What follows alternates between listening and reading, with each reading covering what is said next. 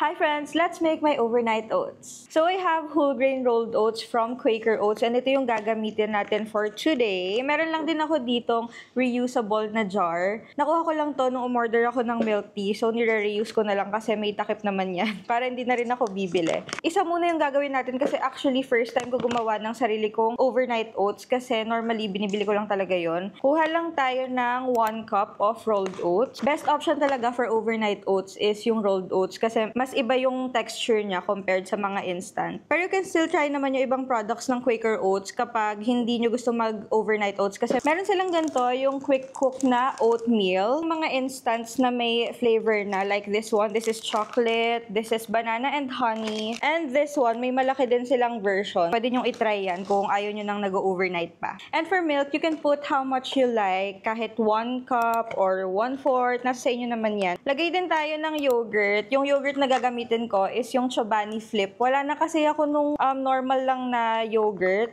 from Chobani. So, ito na lang. Kuha lang tayo dito sa gilid, yung hindi pa nakamix. Pero pwede nyo namang ilagay yung ano din, yung mga cookies. Chia seeds, maglagay lang din tayo. Mix lang natin.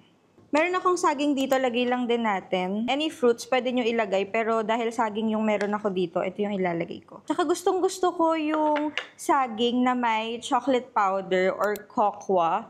Or pwede nyo rin gamitin yung Milo. And this is the finished product. Ito na yung kakainin natin tomorrow morning. Actually, sobrang ganda kapag gumagawa rin kayo talaga nito. Para siyang meal prepping kasi tomorrow morning pwede nyo na siya kainin. Tapos, it has 7 times more fiber kaya okay talaga to if you're managing your weight. And you have different options to use the rolled oats ng Quaker Oats. And ang dami rin nilang pwedeng pagpilian. Kung nagmamadali ka, they have instants. Kung gusto mo ng snacks, meron silang mga OTs. So that's it friends. Thank you so much for watching. Yun lang. Babu!